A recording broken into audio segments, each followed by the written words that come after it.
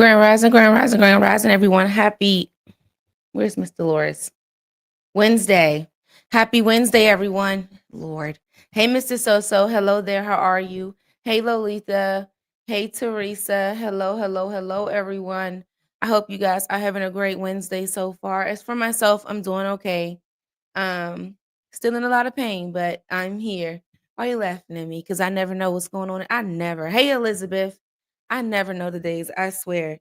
But we're doing okay. I did go to the orthopedic yesterday, y'all, and my finger is basically shattered at the tip. I have my x-rays. I'm gonna show them on the Bigo side, but it's literally all of this is shattered, and they get me this one because I can bend it here, but I can't bend it here. And the swelling here, the only reason I cannot bend it is because of the swelling.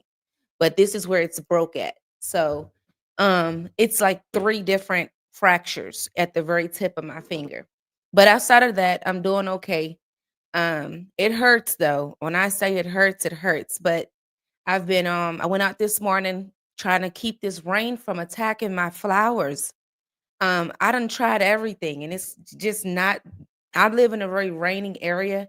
So my last resort, I think I was reading where I can put like some bags or something over my pots while it rains, like a rain jacket for them. I don't know what, but I'm trying to stop them from the root from getting rotted from rain.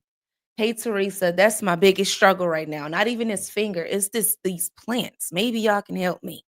Drop some things in the comments that I can do to protect my plants from this rain.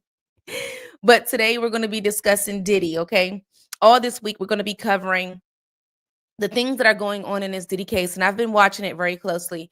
And I will say, the feds, while I am one that always say that typically when the feds come, they got their ducks in order. But you guys' ducks ain't quacking, and they doggone sure ain't in order. I don't know what y'all had going on, but this is not a domestic violence case. And if you guys wanted to bring forth domestic violence that is on the local level of courts, you guys are on the federal. We're waiting to hear about this trafficking. We're waiting to hear about the coercion. We're waiting to hear more about the bribery. But with you guys having Cassie as the key witness, a lot of it is pushing forward to domestic. Hopefully today in day 3, you guys are going to help reel in this whole trafficking situation. From my understanding and what people are saying that are within the courtroom, they're saying that a lot of people are leaving with that from the trial because it's giving domestic violence case. It's not giving federal. But we're going to go over everything today. Um it is a show. It's definitely a show. Okay? And unfortunately, we're watching, but it's given very much Young Thug case, and we know how that one went. It was days and months of craziness, and I'm not going to keep covering this if you guys are not going to give us the juice of what we're looking for. It's some of us that's looking for the juice. We already know about Cassie's situation, and we know that he's guilty of domestic violence. We know that he's guilty of abuse. We know that he's guilty of all this aggression and all this, bullying that he has going on within the industry. We know that. But we're looking at this trafficking thing that you guys are talking about and the coercion and the bribery. And it looks like to me that Diddy has done his work to ensure that people that can prove that ain't coming to talk. Now, of course, we haven't heard all the witnesses as of yet, and we are nowhere near hearing all of the testimonies that's going to come out. Hopefully, hopefully you guys are doing a strategic um way of getting out the information. But with you guys saying that Cassie is the key witness, it's looking kind of crazy. Okay. So let's go ahead and go over into day 2 and everything that has come out from day 2. Okay. So the prosecution is contending that Combs had operated an organized and coercive sex trafficking network. So they are saying that women were forced into multi-day sexual marathons with escorts under his command, as well as violence, intimidation, digital blackmail, that was also used to maintain their compliance to ensure that everything is zip tied and shut. So they also are saying that Combs had used his record label to basically his record label, his personal staff, as well as his wealth and other tools in order to keep things under his full control. Now, in the key evidence within the last couple of days have been the graphic testimony from Cassie Ventura, and then you also have the hotel surveillance footage that was showed that did show the physical assault that happened, which many of us did see, and you also have the witness that corroborated the coercion and the payment of escorts and the acts of violence as well. Okay. Hey, Lysandra, how are you, love? Hey, Deja. Hello, hello, hello. So, they did. Now, the biggest argument that happened between day one and day two is that they wanted to see whether or not the judge was going to unseal some of those these parties, these parties that he's having, these freak offs, maybe even partial of those parties. So that is something that many people are wondering if it's going to happen, and it looks like that it's not, because it's kind of going to go against the protection of those that are in the video. Okay, now unless they censor the people that are in it, it's going to be okay. You guys are showing us corn. That's basically what it's going to look like if they do release it, and that can go against the privacy of other people. So that is something that have been in the discussions within the last 2 days. So Cassie Ventura did testify that she had first met Combs back in 2005 when she was just 19 years old, and she had recently signed a 10-album contract with Bad Boy Records. So at the time, she also described herself as being very much naive but eager to please, and unaware of how deeply Sean Diddy Combs had power within the industry, but also the power that was in balance between her and Combs, and how it could possibly affect her life. So she said specifically, he controlled a lot of my life. She stated quietly from the witness stand. She also says that everything from what I worked on, who I spoke to, and what I looked like was in his full control, all of it. She as well testified that Combs had exercised a very tight control over her appearance as well. He demanded that she had her nails always painted with the fresh white manicure.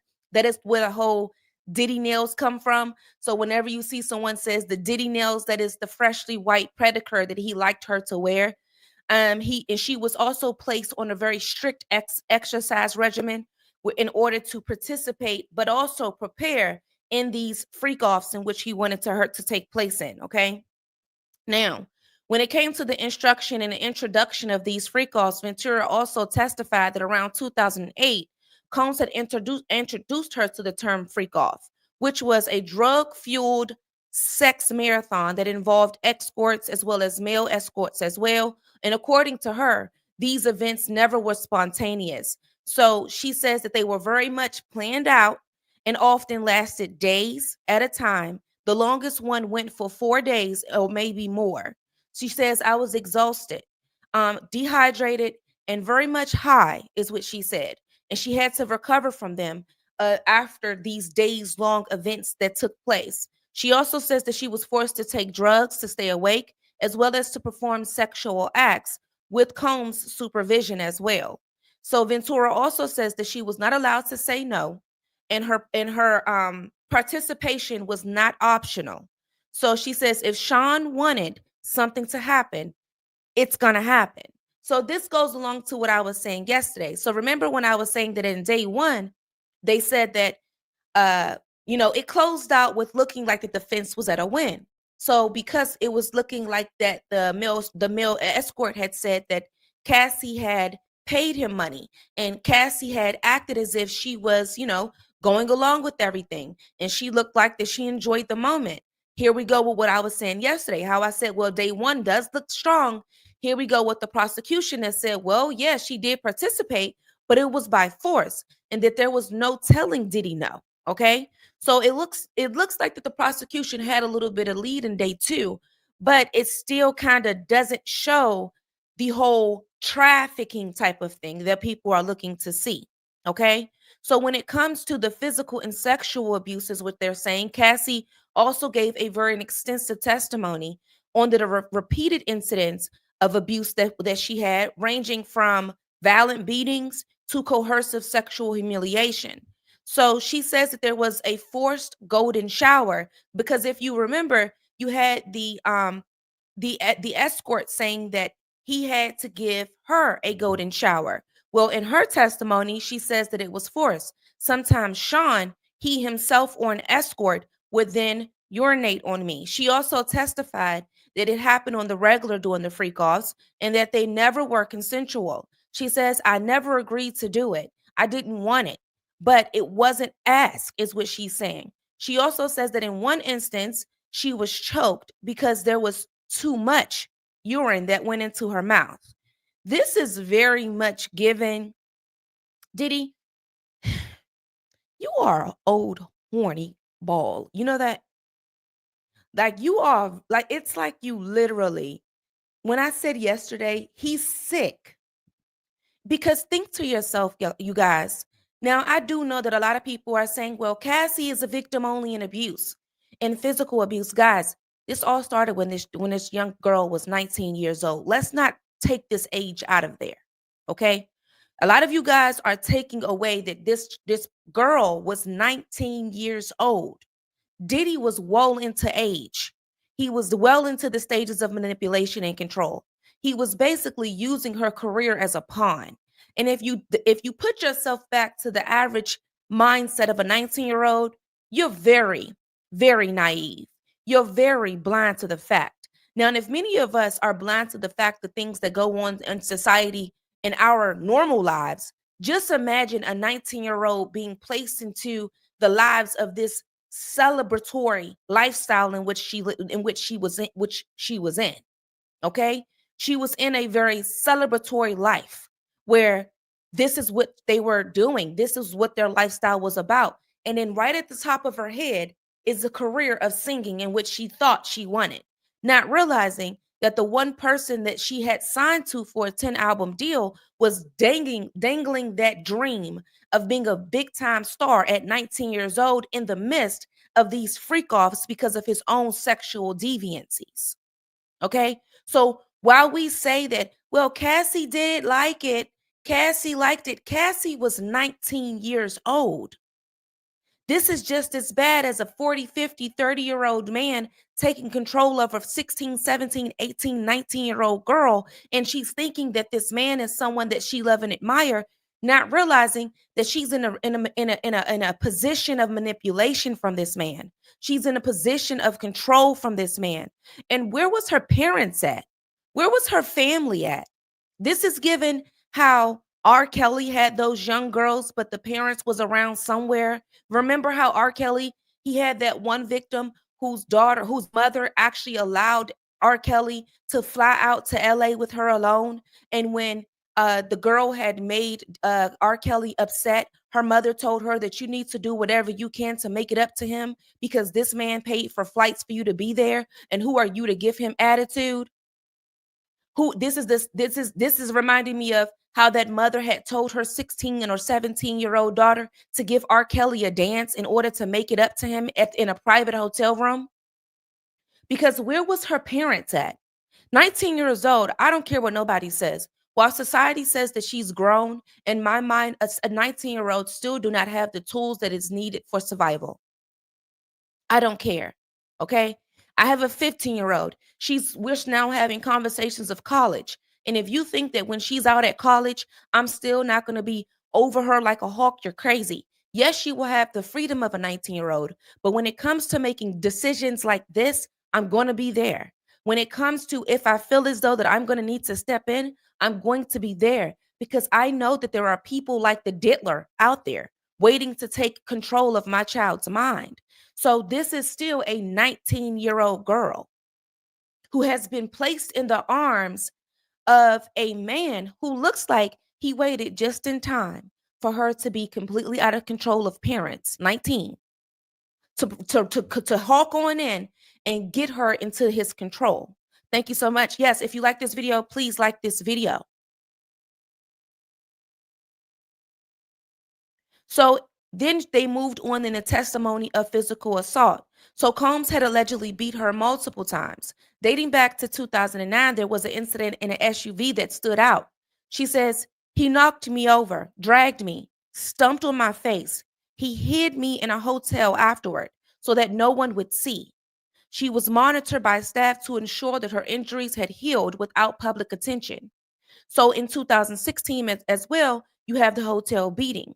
which captured on surveillance footage, which was the footage in which we saw. The LAPD officer had already told us that he did witness this in day one. Now, keep in mind, okay, that in 2009, she's still at a very vulnerable point. She's still at a very immature stage. Okay, very immature. During 2009, she's early into her 20s by now.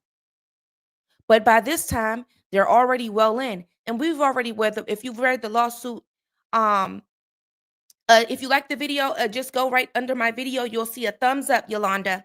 You'll see a thumbs up. Now, I did read the lawsuit from point A to point Z. Okay. Now, I do remember what she did have in her lawsuit that whenever that he would abuse her, he would do one or two things: hide her in a hotel, or he would take her to some island and he would keep her there and attempt to hide the bruises. Now, there were some instances where Cassie was due to be at certain events where there were photos that did begin to circulate where you can vividly see bruises on Cassie's leg, her arms, and she would also be seen with glasses.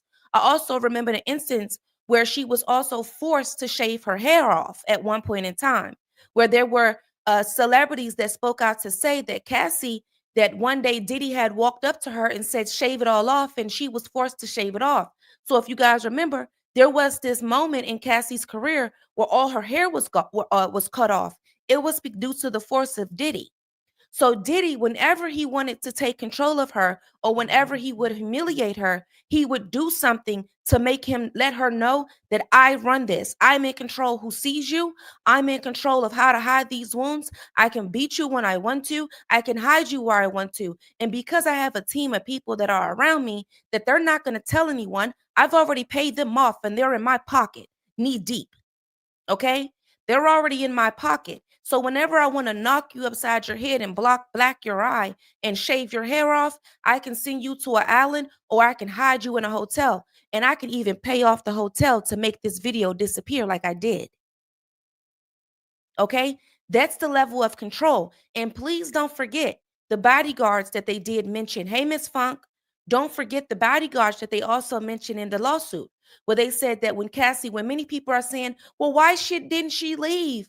Why did she stay for 10 years? Well, because he had men that was dressed in all black that would stand outside of her hotel room that if she tried to leave, they were right there. Let's not forget that Cassie also put in a lawsuit that when she even attempted to go somewhere, he had her on a tracker.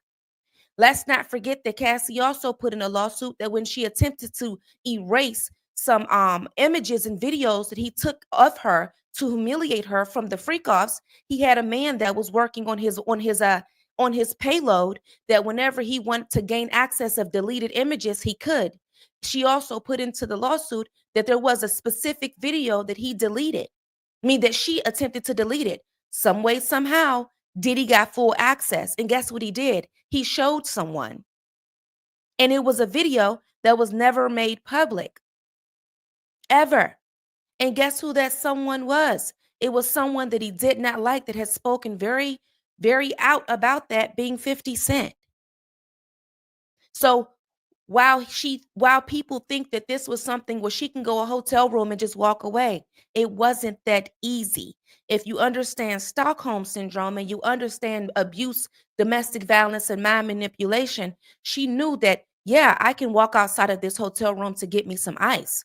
But if I wanted to walk outside this hotel room to walk right out the door, there's a man in all black that's waiting there. Don't forget in the lawsuit, she also said that when she attempted to go and make music outside of his scheduling, the men in black will pop up at the studio. It's not that easy when you're being controlled by a nutcase. It's not that easy. So then you also had the punishments and the surveillance as well. So when I did something that he didn't like, his security would take my phone and my laptop and I'll be punished for however long that he wanted. She also said that he had no control over the communication and was often tracked by his staff if she did not respond. And there we go. This was also mentioned in the lawsuit. So if you guys did not read the lawsuit, if you really want to get an understanding, everything that Cassie is going to say, it's in the lawsuit. Everything that she's saying here has already been public. It's in the public lawsuit. If you really want to get into the nooks and crannies of everything that she's going to and if you look in the cliff notes, there is receipts for some of these things in which she says happened as well. Now, are they going to use some of these receipts? I don't know. I do know that some of these receipts did hold evidence that could possibly be used in the federal case. They were used in her lawsuit, but as you guys know, he bowed out. Okay. Now, you also have the gun and the Suge Knight confrontation in which she discussed as well. So one of the most chilling episodes that she did speak about in her testimony was the longtime rival Suge Knight. So Cassie also described a night in Los Angeles where doing a freak off, Combs had received word that Knight was nearby at a dinner. So they packed up quickly and left, and I was scared. I was crying and screaming, and I don't do anything stupid, is what he also said. So before he left, she says that she was handed a gun and told to keep it in her purse. I was high on mushrooms. I didn't know why I had it. I was terrified that it would go off. I felt like that it was a scare tactic. I never asked for that. So here is where the mushrooms came from, because what she also alleged in the lawsuit is that what he did a great job of is keeping her high and sedated. So once again, when many people that are watching this that are saying, why didn't she leave? He did a really great job of keeping this very young girl in her early 20s high on shrooms. A lot of things, I feel like, for some reason, because I've taken the time to understand trauma, I think that a lot of her memories are coming back after the sedation, if you understand what I'm saying. For those of you that understand abuse, but also understand the psychological standpoint of it, you may not remember it at the time, but over the years, it began to glitch back. It began to slowly glitch back to where you can kind of piece it together. Now, at that time, she possibly did not remember, okay? Or she probably didn't truly began to piece the puzzle together, in detail like this. But in hindsight now, outside of the shrooms, outside of the drugs, and outside of the healing process, the memories are beginning to come too. That is also something that happens in trauma. Yeah, your memory gets a little bit more stronger over time. Now, as I spoken on before, sometimes in all my psychology majors, they can tell you guys this, account for this. The things that happen, and I don't know the medical term for it, but I can just explain it. The things that happen in a more recent timeline, she may have a hard time remembering. But the things that happened years and years ago, it can come back a little bit more clear. I don't know what that is called in a psychological standpoint. I'm a CJ major, not psychological, okay, or psychology. Um, but the older things come, but the more recent things she may not remember as much. But what's going to make it a little bit more hard is these hallucinogens that she was on, these different drugs that he kept her high on, and things of that nature. Um, but yes, that's one of the things as well. Now, when it comes to this whole gun thing, that could have been a form of intimidation, or it could have been just how she felt. Now, I've been trying to when I read this, and I'm like, okay, what would be the reason that he would make her hold this weapon? It could be intimidation, or it could have been that this gun could be related to something different.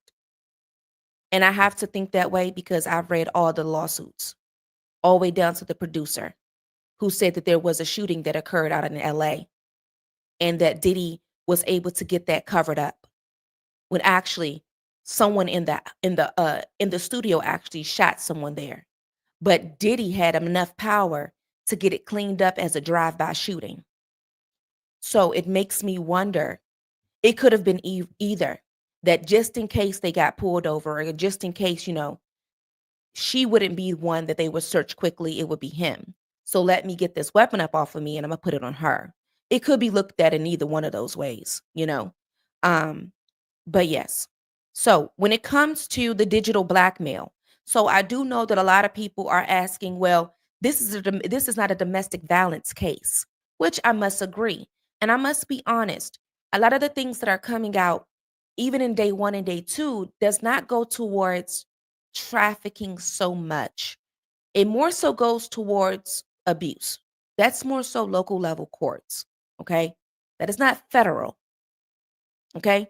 So a lot of the things like the abuse and things of that nature and domestic violence, while this could be something that can be used to build the character for the jury or let the jury know how far Diddy will go to control someone, those things will not be able to be used to say that he's this all around abusive person to everyone that he comes in contact with or be used in this federal case. I think that the prosecution is only using this to build the character on how far Diddy can go and how aggressive he can be in order to control people, in order to traffic them and coerce them and bribe them.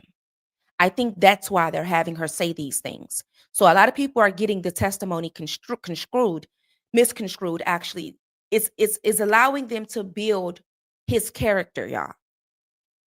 His aggression, the drug use, her being an actual victim of the sexual parties. Then you have her saying that there were sex workers that will come in and out for them to do these different freak offs. That goes into the trafficking. And then you also have the by force thing, is what she's also going into. Now, the whole hitting her and punching her thing, that's more so character based, aggression based. That is what that's going to be able to be used for. Now, Ventura also testified that Combs have recorded numerous intimate encounters, often during the freak-offs, and referred to the footage as blackmail material. So he told me that he had many ways to ruin me. Those tapes were one of them. She says that hundreds of songs that she recorded were never released, and Combs had kept her confined to the studio or traveling with him, eliminating opportunities for her to grow as an independent artist. He owned my images, my image, my music, my time, my body. He owned it all. So that is the point of her speaking about, okay, he had me record these videos. And unless I followed through with what he wanted, I would never get a chance to write a song, or I would never get a chance to get an album released. I would never get a chance to go in the studio. And if the moment that I don't listen to him, there's these recordings of these freak offs. And here I am being a young girl in the industry. Just imagine him releasing her getting urinated on to the public. Because many of us saw Cassie as this very quiet. It's very rare that you even heard her speak, okay?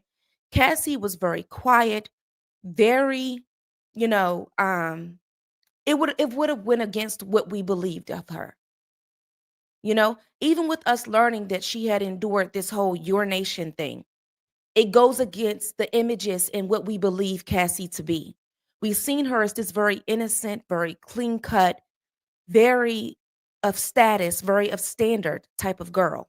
We did not see her as this girl that is partaking, very shy, very timid, very, reclusive type of, if you have to be close to Cassie for her to talk to you, or you have to be around Cassie for her to even know what she likes to do. There isn't even really many videos of Cassie even having really big interviews or letting us into her things in which she like and admire. Very supposedly very demure. I was trying to avoid using the typical word, but very demure is what she gave us. So imagine being a girl that there's videos of you with an escort, not only a escort, but a male escort that is doing all type of disgusting things to you. And the moment that you go against the expectations of Diddy, those videos are being, remember, I have this. Remember, I have this. Now, I'm going to tell you what's going to nail the coffin shut. What's going to nail the coffin shut is when other people, i.e., one of the girls, Dawn testifying, other people who have came in contact with Diddy. And I must say, some of his old artists like Danity Kane, if they pull some of them out, what's the girl from Danity Kane who is fearless to him? She is not afraid of him. What is her name? Aubrey O'Day. If they bring Aubrey up there, he's done. He's cooked. When I say if Aubrey gets up there on that and testify as a witness, that is a girl that is not afraid of him. That is a girl that before Cassie put out her lawsuit, remember I told you guys that Diddy attempted to have a contract signed by people that used to be signed to him, i.e. Danny Kane, i.e. Mace, many of the guys from the groups that he was in, Day 5 or whatever their name was. He tried to send them a contract, and the contract included them finally receiving their publishings, not their royalties, but their publishings. And it was only worth a couple $100. But what was also attached to this contract was an NDA. It was Aubrey O'Day that came and called all of them and said, don't you dare sign this. Don't you sign this NDA.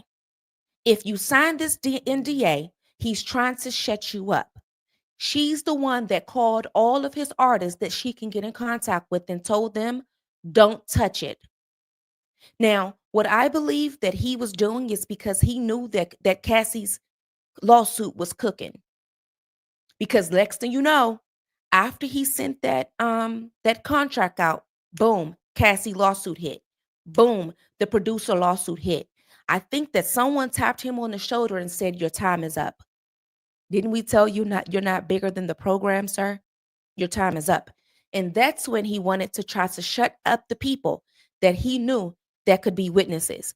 If Aubrey O'Day get up there and speak, if Dawn gets up there and speak, anyone from Day 26, I can't remember the actual name, any of those guys, the ones that cried in that podcast, if you guys remember that guy crying because something inappropriately happened to him at the hands of Diddy, if any of them testify, Diddy is cooked. He's done.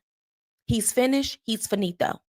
Now, the reason why I say that, while they could be seeing Cassie as a key witness, many people are not taking her seriously, unfortunately. And I'm going to tell you the reason why I believe that they're not. It's because they have already monetized and monopolized off of her story. They've already taken this lawsuit and they already have painted a certain image to where now people are picking at her.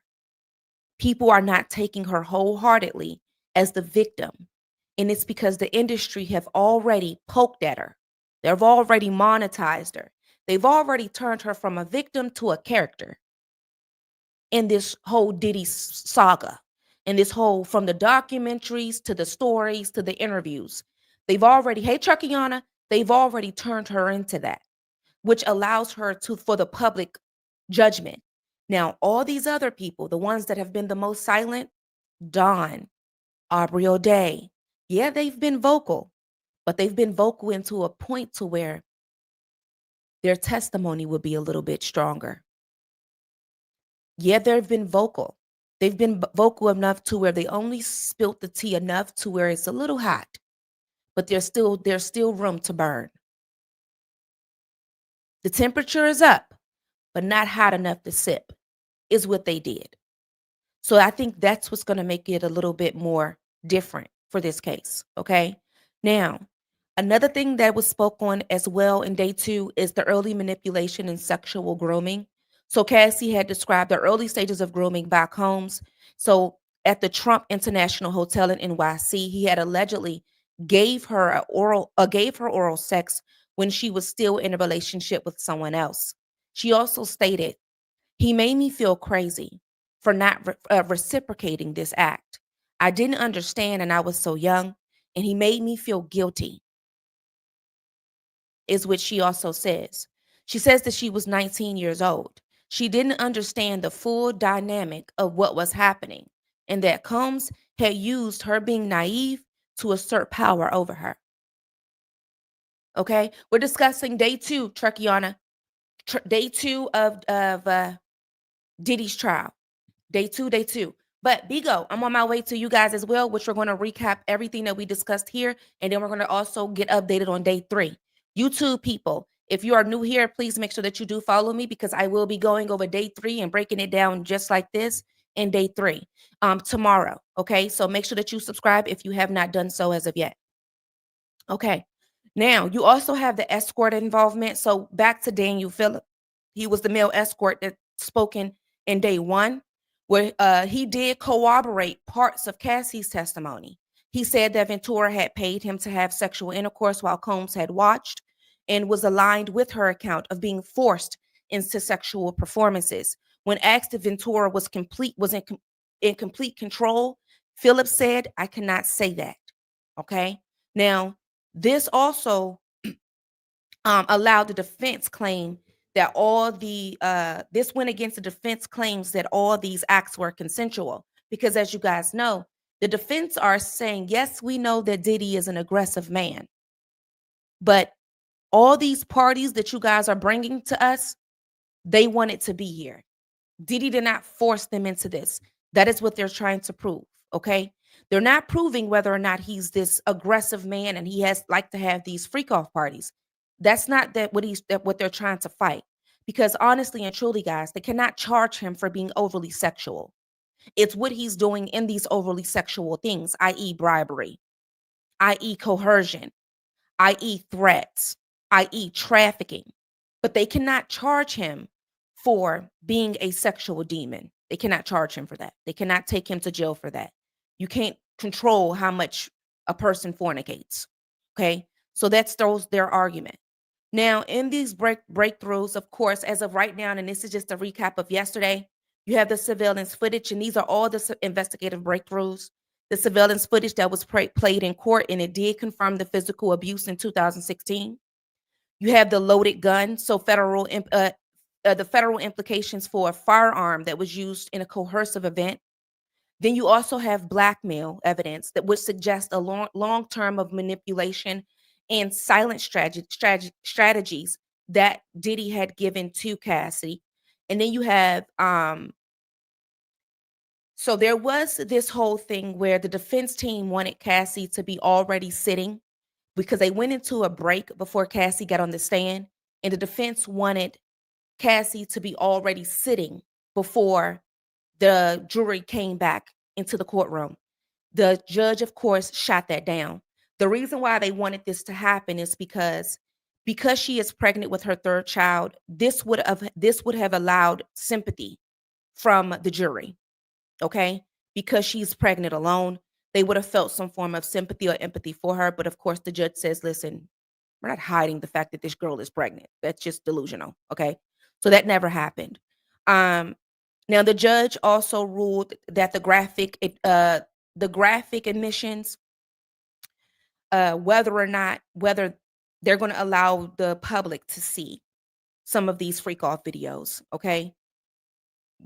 That thing has been debated as well. The defense strategy also shifted to denying this whole they're not saying that Diddy wasn't mean. The defense are not trying to prove whether or not he was mean and toxic. They're basically trying to prove that it was consensual, as I stated. The prosecution is also remaining focused on proving coercion, the structure of the empire, and the criminal enterprises operations that happened, i.e., how he had many people that worked on his team, and it was their duty to hide his stuff and help control and guard Cassie when she was being hidden for abuse or threatened and things of that nature. That's what they're going to prove as well. Okay.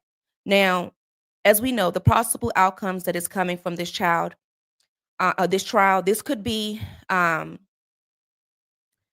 could be a conviction from the prosecution for coercion and possibly these whole celebrity sex crimes.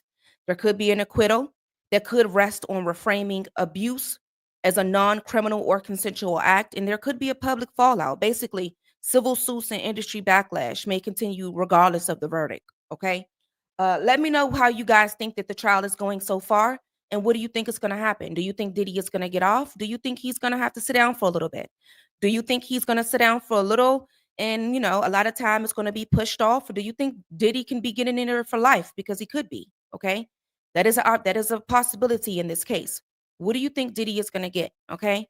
Now, if you missed anything from day one, you can definitely go to day one.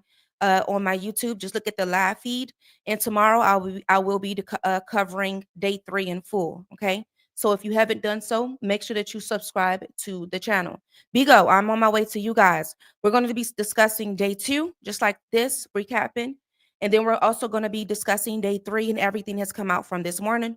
We're also going to get into a case of a young man that was killed after doing a TikTok challenge on a man's door, where the young boy was killed in the middle of the night after doing the knock and run game or whatever. And then we're also going to get into a situation where a man had attempted to get a witness killed because he was having an inappropriate relationship with a minor. So he tried to arrange to get her murder for hire. So we're going to get into that case as well today. All right. Thank you guys for tuning in with me today. I appreciate you a lot. And thank you for watching True Crime with Savage Royalty.